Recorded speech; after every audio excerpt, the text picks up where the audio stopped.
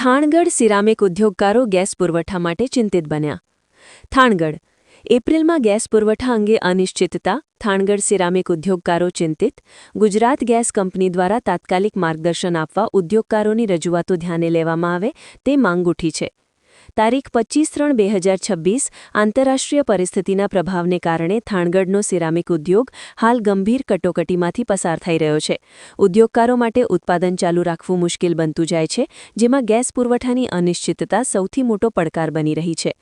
આ સંદર્ભમાં પાંચાળ ceramic association વિકાસ trust દ્વારા ગુજરાત ગેસ કંપની ગાંધીનગરને રિમાઇન્ડર રજૂઆત પાઠવીમાં આવ્યાની સાથે એપ્રિલ માસ દરમિયાન ગેસ પુરવઠા અને તેના ભાવ અંગે તાત્કાલિક સ્પષ્ટતા માંગવામાં આવી છે.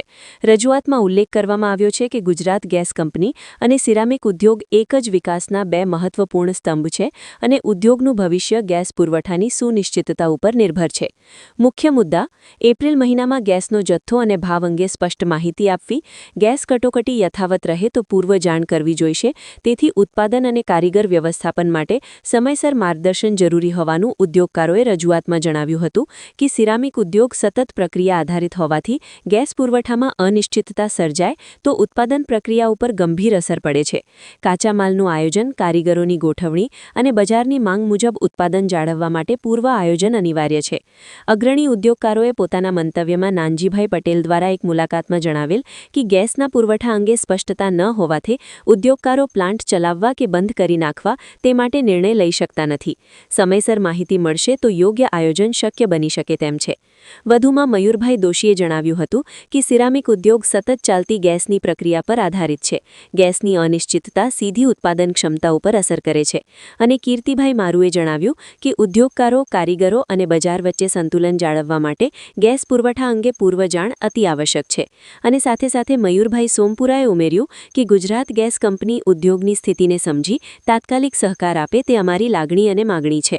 પાંચાળ સિરામિક એસોસિએશન વિકાસ ટ્રસ્ટના પ્રમુખ સુરેશભાઈ સોમપુરાએ જણાવ્યું હતું કે ઉપરોક્ત રજૂઆતનો તાત્કાલિક પ્રતિસાદ મળવો અત્યંત જરૂરી છે, જેથી સંસ્થા પોતાના સભ્યો સુધી યોગ્ય માહિતી પહોંચાડી શકે અને ઉદ્યોગને સ્થિરતા આપવામાં મદદરૂપ બની શકે તેમ છે.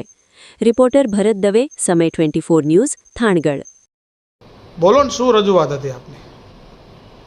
પાંચાળ સિરામિક એસોસિએશન વિકાસ ટ્રસ્ટ શાંતિભાઈ પટેલ.